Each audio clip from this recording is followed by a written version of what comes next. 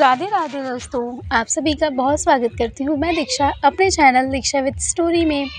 तो दोस्तों, आज मैं आप लोगों के लिए ना एक ऐसी लीला कथा लेकर आई हूँ जो बिल्कुल हैरान करने वाली है। ये लीला कथा है शशांक जी की। शशांक जी बताते हैं कि उनके साथ ये घटना घटी तो वो पहले बहुत ज़्यादा दुखी हो गए थे, वो टूट गए थे अपने भक्ति से। वो ये सोचा करते थे कि शायद प्रभु मेरे साथ ही नहीं है, ये शायद कुछ और ही है जो मेरे साथ ऐसा हो रहा है। शशांक कहते हैं कि मैंने लड्डू गोपाल जी की भक्ति सेवा में अपना सर्वस्व जीवन लुटा दिया है। मैं लड्डू गोपाल जी की सेवा में पूरा मेरा जीवन कहते हैं ना भक्तिमय हो गया है। ना मुझे किसी से लेना है, ना कोई किसी से देना है, ना मैं किसी की बुराइयों में रहता हूँ, ना मैं किसी की अच्छाइयों में रहता हूँ। मैं बस हमेशा अपनी कान्हा की भक्ति करता रहता हूँ। शशांक कहते हैं कि 16 साल की उम्र से ही मैंने भक्ति करना शुरू कर दिया था। ठाकुर जी की ऐसी कृपा हुई मुझ पर कि मैंने पढ़ाई लिखाई भी अपनी छोड़ दी थी। वो ऐसी चीज़ें बताते हैं कि मैंने पढ़ाई लिखाई भी छोड़ दी क्योंकि मैं बस श्री कृष्ण अपने ठाकुर जी की भक्ति में ही अपना मतलब मुझे पढ़ाई लिखाई में मन ही नहीं लगता था। जब वो कहते हैं शशांक मैं अपने घर में रहा करता था तो मेरे जो मम्मी पापा हैं वो मुझसे हमेशा यही कहा करते थे कि तुम पढ़ाई लिखाई करो, तुम भक्ति सेवा भी करो, लेकिन तुम उसके अलावा पढ़ाई लिखाई भी करो क्योंकि ये भी बहुत ज़रूरी है जीवन जीने के लिए। लेकिन कहते हैं कि शशांक मेरा मन ही नहीं लगता था और किसी तरह से वो मन लगा भी देते थे तो उनका सारा मन घर में लगा रहता था कि उनके लड्डू गोपाल जी, उनके ठाकुर जी घर पर हैं। तो शशांक कहते हैं कि फिर मेरा मन नहीं लगता था, फिर मैं लड्डू गोपाल जी को अपने साथ लेके जाना मैंने शुरू कर दिया। तो जब वो ले जाते थे तो वहाँ के जो टीचर्स हुआ करते थे वो शशांक को कहते थे कि तुम लड्डू गोपाल जी को घर में ही छोड़ कर आया करो, स्कूल में मत लेकर आया करो। बहुत सारे बच्चे हैं जिनका मन नहीं एकाग्र हो पाता पढ़ाई में, तो तुम उनको घर पर ही छोड़ कर के आया करो। ये सुन कर के शशांक कहते हैं कि मैं उन्हें तो नहीं छोड़ सकता, लेकिन मैंने पढ़ाई लिखाई ही अपनी छोड़ दी। वो पढ़ाई लिखाई उन्होंने अपनी बंद कर दी, वो स्कूल जाना बंद कर दिए। तो ये देख के उनके जो पिताजी थे वो बहुत ज़्यादा मतलब गुस्सा हो गए। गुस्सा इस बात से हो गए वो कि मतलब पढ़ाई लिखाई नहीं करेगा, ठीक है भक्ति सेवा करे लेकिन पढ़ाई लिखाई भी तो ज़रूरी है ना। लेकिन उन्होंने कहा कि मेरा पता नहीं क्यों भक्ति में मन ही नहीं लगता था। इसी तरह से वक्त बीतता गया। एक दिन गुस्से में आके शशांक कहते हैं कि मेरे पापा ने मुझे घर से निकाल दिया। जब मेरे पापा ने मुझे घर से निकाल दिया तो अब मुझे ये लगता था कि मैं कहाँ जाऊँगा। कुछ दिन मैं अपने रिलेशन वालों के यहाँ इधर उधर गया, फिर जो लोग मुझे देखते वो मुझे ये कहते थे। इसी तरह से शशांक कहते हैं कि जब मैं कहीं पे जाता तो लोग मुझे यही सलाह दिया करते थे कि तुम पढ़ाई लिखाई करो बेटा, तुम्हारी ये उम्र नहीं है ये करने की, ये उम्र बुढ़ापे की है। मेरी नानी, मेरी मामी मतलब मुझे सारे लोग यही सलाह दिया करते थे कि मैं पढ़ाई करूं। मुझे भी ऐसा लगता था कि मुझे करना चाहिए, लेकिन पता नहीं क्यों मेरा ऐसा लगता है कि मेरा मन ही नहीं करता था। उसके बाद मैं हमेशा कान्हा जी से यही कहता था कि हे ठाकुर जी, शायद ये आपकी ही लीला है जो मेरे साथ ऐसा हो रहा है। इतना कह के शशांक कहते हैं कि फिर मैं वहाँ से हट जाता था। मैंने अपने रिलेशन में जाना छोड़ दिया क्योंकि लोग मुझे वहाँ अब बोझ की तरह समझने लगे थे। कभी कई लोग तो मुझे ताने भी देते थे कि कितने दिन बैठकर किसके घर खाओगे, कभी तो अपना कुछ सोचना पड़ेगा ना। उसके बाद शशांक कहते हैं कि इन सब चीज़ों से बहुत ज़्यादा तंग आ कर के वो अचानक से एक दिन उनका मन हुआ कि वो वृंदावन जाएं। उसके बाद वो वृंदावन गए। वृंदावन में वो कहते हैं कि मैं काफ़ी दिनों तक मैं वहाँ रहा। पहले तो वहाँ पे जो प्रसादी मिलती है मैं वहाँ पे प्रसाद पा लिया करता था। उसके बाद प्रसाद पाने के बाद फिर मैं वही प्रसाद अपने लड्डू गोपाल जी को भी खिलाया करता था, उनको भोग चढ़ाया करता था। इसी तरह से कुछ दिन की दिनचर्या होती थी, लेकिन रोज़ रोज़ तो प्रसादी कोई नहीं बांटता ना। तो इसी तरह शशांक कहते हैं कि कभी जब प्रसादी नहीं मिलती तो मैं और मेरे कान्हा 2-2 दिन तक हम भूखे रह जाते थे, हमें कुछ नहीं मिलता था। इसी तरह से करते हुए वो कहते हैं कि सर्दियों का मौसम आ गया।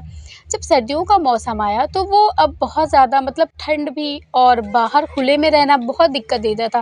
कहते हैं कि गर्मियाँ तो किसी तरह से बीत गई थी, लेकिन अब सर्दियों का जो माहौल हो गया था वो बहुत ज़्यादा। और मैं एक लड़का था और मैं कृष्ण भगवान को सदा अपने साथ रखता था, अपने लड्डू गोपाल जी को। तो लोग मुझे मतलब मेरे कपड़े भी उस हिसाब से नहीं थे, तो लोग मुझे एक भिखारी के तौर पे मानते थे। तो वो मुझे अपने घर में या जहाँ पे वो आश्रम रहा करता था वो वहाँ मुझे अंदर नहीं आने दिया करते थे। तो वो कहते हैं कि धर्मशालाएँ वगैरह जो खुली होती हैं मुझे वहाँ पे भी नहीं आने दिया करते थे, वो लोग हटा दिया करते थे कि तुम हट जाओ यहाँ से। शशांक कहते हैं कि मैं बस ठाकुर जी की ही कृपा मान के मैं वहाँ से हट जाया करता था। मैं ये भी उनसे हमेशा कहा करता था कि शायद कान्हा ये आपकी ही लीला है। इतना कह के शशांक कहते हैं कि फिर उसके बाद जब तो कुछ टाइम बीता, जब सर्दियाँ बहुत ज़्यादा कड़ाके की होने लगी, तो अब मुझे सोने के लिए छत भी नहीं थी और मैं अपने कान्हा जी को अपने उसी कपड़े में लपेट करके रात में फुटपाथ के किनारे में अपने दिन बिताया करता था। मैं अपनी रातें भी उसी तरह काटता था।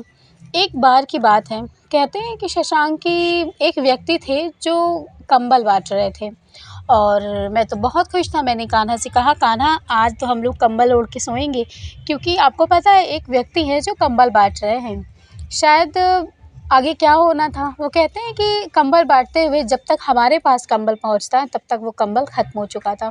उन्होंने कहा कि चलिए हम फिर किसी दिन और आएंगे तो हम आपको भी देंगे। इतना कह के वो चले गए। फिर मैंने हंसकर कहा, अच्छा तो ये थी आपकी लीला कि हमें कंबल ना मिले, इसीलिए आप इतनी देर से मैं आपको कह रहा हूँ चलने के लिए, आप नहीं चले, है ना।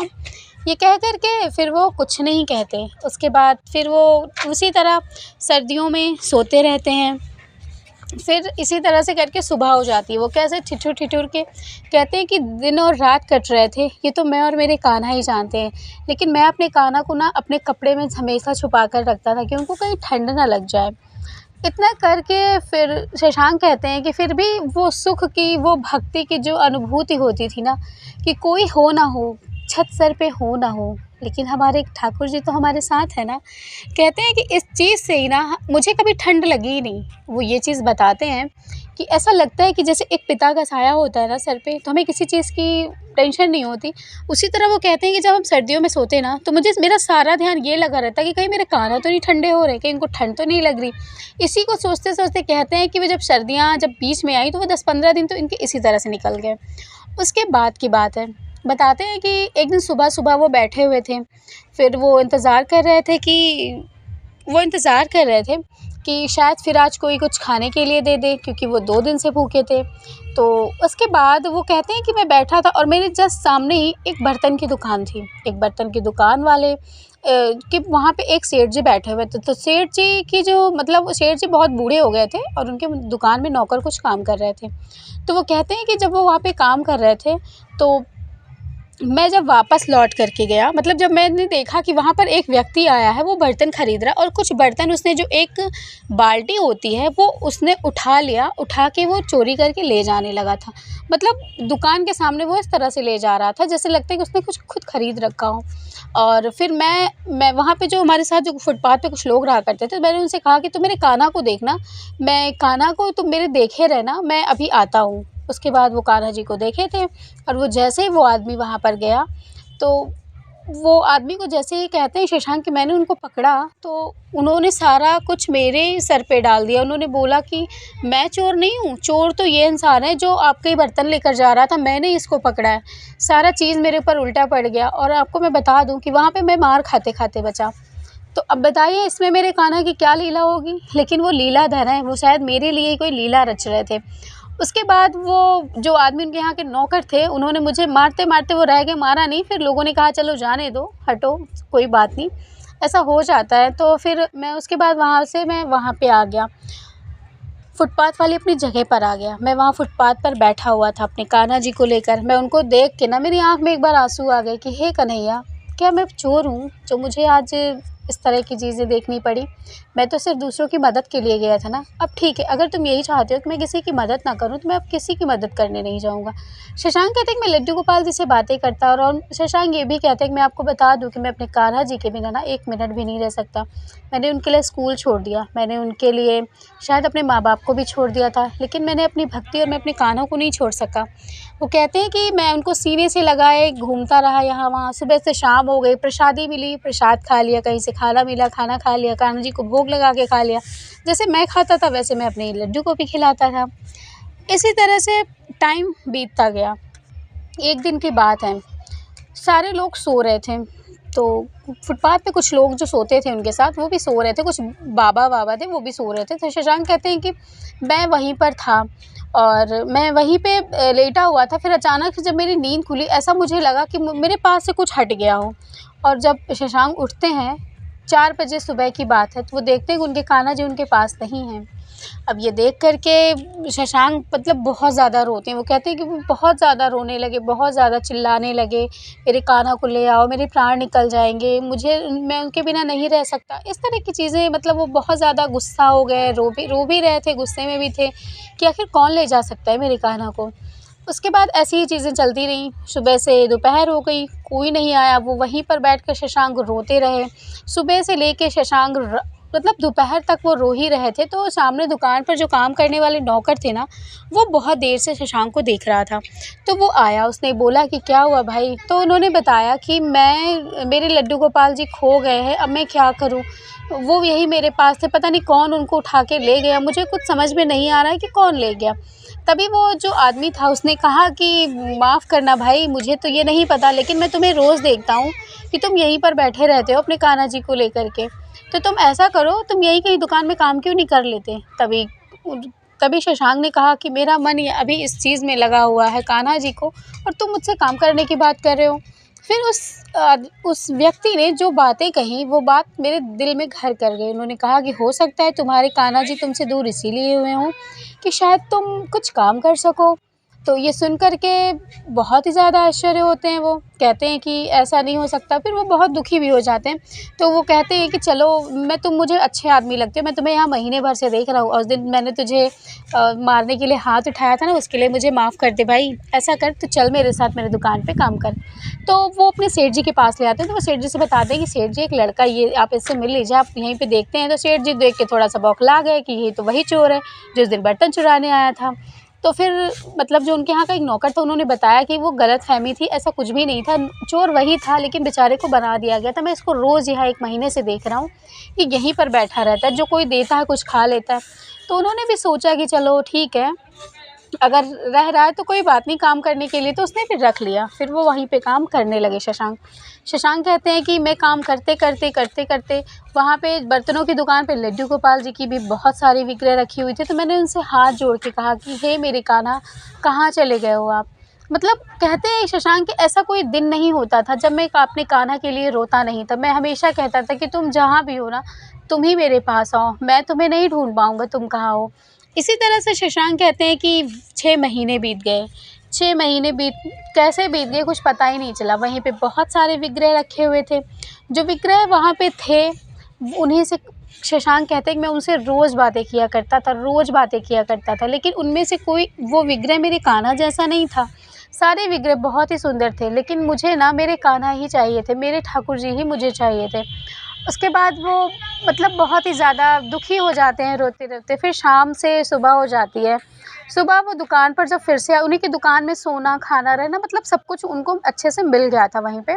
अच्छी खासी उनकी नौकरी भी लग चुकी थी काम के लिए। तो बस वो कहते, फिर उसके बाद शशांक कहते हैं कि एक दिन की बात है, वो सुबह-सुबह की बात है। तो वो दुकान पर मतलब वो दुकान खोलते थे वही, तो वो दुकान खोल के वो जैसे ही वो बाहर आए, तो वहाँ पर एक महिला आईं। वो कहते हैं कि वो महिला आई, उन्होंने लड्डू गोपाल जी को लिया हुआ था। तो मेरी नज़र उस महिला पे ना पड़ते हुए सबसे पहले उस लड्डू गोपाल जी पर पड़ी। जब उन लड्डू गोपाल जी को मैंने देखा, तो मैंने झट से उनके हाथ से ले लिया। तो वो जो महिला थी वो मेरे ऊपर बरस पड़ी। उन्होंने कहा कि तुम्हारी हिम्मत कैसे हुई कि मेरे हाथ से मेरे लड्डू गोपाल जी को छीनने की? तो मैं उनको देख के मैंने अपने कान्हा को मतलब गले लगा लिया। मैंने कहा ये मेरे लड्डू गोपाल जी हैं, मैं इन्हें नहीं दे सकता तुम्हें। तो फिर जो दुकान वाले थे, काफ़ी जो अगल-बगल के लोग थे, वो भी आ गए, वो भी मुझे कहने लगे कि तुम ये क्या कर रहे हो? तो मैंने उनसे कहा कि ये मेरे लड्डू गोपाल जी हैं, यही तो खो गए थे। मैं पूरा यकीन है कि ये मेरे ही लड्डू गोपाल जी हैं। तो फिर वो महिला कुछ बोल नहीं रही थी, वो महिला चुपचाप खड़ी थी। तभी जो कुछ दुकान वाले थे, उन्होंने बोला कि अच्छा, ये आपके लड्डू गोपाल जी कैसे हो सकते? आपके लड्डू गोपाल जी तो खो गए थे, तो ये इन आंटी के हैं। तो शशांक कहते हैं, आंटी आप बताइए कि आप ये लड्डू गोपाल जी कहाँ से लेकर आई हैं? तभी वो जो बताती हैं ऐसी बात ना, वो बड़ी ही आश्चर्य वाली बात है। वो कहती हैं कि ये तो मैं बिहारी जी के मंदिर से लेकर आ रही हूँ। तभी फिर सब लोग वो हैरान हो जाते हैं ये सोच करके कि बिहारी जी के मंदिर में ये विग्रह कैसे पहुँच सकती है? तभी फिर शशांक मतलब बहुत ज़्यादा रोने लगते हैं, बहुत ज़्यादा दुखी हो जाते हैं। वो ये चीज़ सोच कर के दुखी हो जाते हैं कि मैं बहुत ज़्यादा, कहते हैं कि वो बहुत ज़्यादा रोने लगे ये सोच कर के कि अब मैं क्या करूँ? कान्हा, तू तो मुझसे दूर हो रहे हो, तुम मुझसे दूर कैसे हो सकते हो? और तुम बिहारी जी के वहाँ मंदिर कैसे पहुँच सकते हो कन्हैया? क्या ये तुम फिर से कोई लीला रच रहे हो? क्या ये तुम्हारी ही लीला है? इतना कह कर के वो वहीं ज़मीन पे बैठ के अपने लड्डू गोपाल जी को गले लगा के कस के रोने लगते हैं। ये देखने के लिए वहाँ पर भीड़ उमड़ जाती है। थोड़ी देर बाद सेठ जी भी आ जाते हैं। जो सेठ जी आते हैं तो उन्होंने बोला, क्या हुआ? तो उन्होंने बोला कि मतलब बताते हैं सारे लोग कि ये कह रही है हमारे लड्डू गोपाल जी हैं। तो सेठ जी भी कहते हैं कि हाँ, ये यही किसी के लड्डू गोपाल हो सकते हैं, क्योंकि ये रोज़ हमारे दुकान पे जितना काम नहीं करता ना, उससे ज़्यादा ये अपने लड्डू गोपाल जी की बातें करता है। हो सकता है ये ठाकुर जी इन्हीं इसी के हो, क्योंकि ये लड़का हमारे यहाँ आज 1 साल हो गया काम करते-करते। इसने हम एक दिन भी ऐसा नहीं गया होगा, एक दिन में ऐसा कोई पल नहीं गया होगा जब इसने लड्डू गोपाल जी को ना देखा, और कोई भी अपने लड्डू गोपाल जी को पहचानने से इनकार नहीं कर सकता। तो वो बताते हैं शशांक कि जब सेठ जी ने ऐसी बातें कही, तब जो लोग तो अगल-बगल दुकान वाले आए थे, तब उन्होंने थोड़ा-सा वो शांत हो गए, वरना वो मेरे लड्डू गोपाल जी को छीन करके उस आंटी को देने ही वाले थे।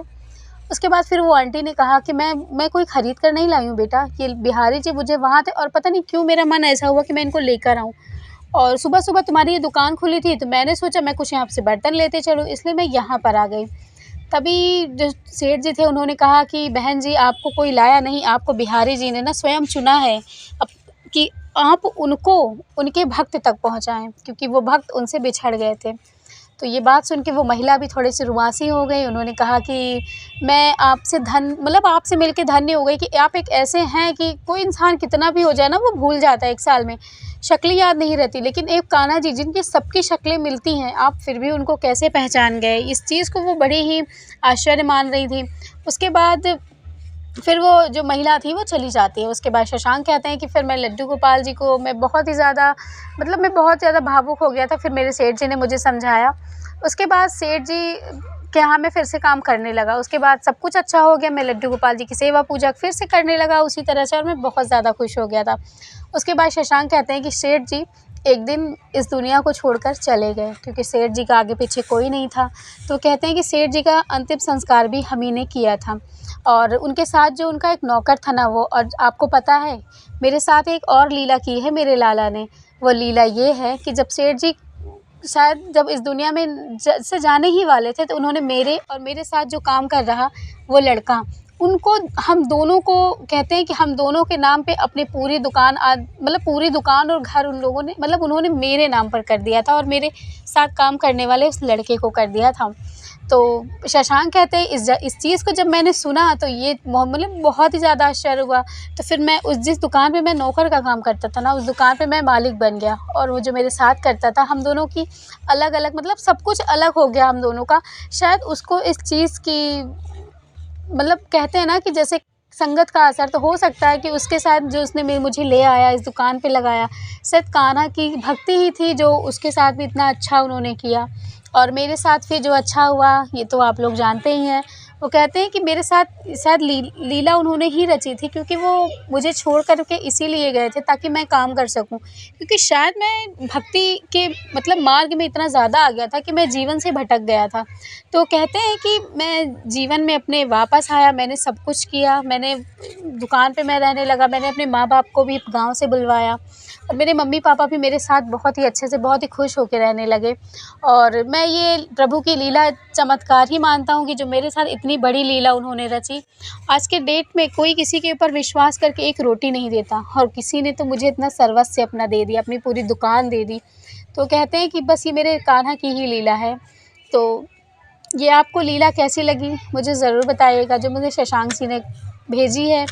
तो ये लीला कथा जो है ना, इससे आपको एक ये भी सीख मिलती है कि हम लोग भक्ति करें, ऐसा नहीं है कि हमें भक्ति नहीं करना है, हम भक्ति, सेवा, पूजा सारा कुछ कर सकते हैं, लेकिन अपने हम कामों को भी करें। ऐसा नहीं कि हम सारा काम छोड़ के, जैसे शशांक जी अपना सारा काम छोड़ कर के अपने बस भगवान जी की पूजा भक्ति में लग गए थे। तो उनको भी करिए ना, ताकि हम अपने ठाकुर जी को वो सुख दे सकें। हम ऐसे अपने ठाकुर जी को इधर-उधर की चीज़ें ना खिला सकें, किसी का जूठन ना खिला सकें।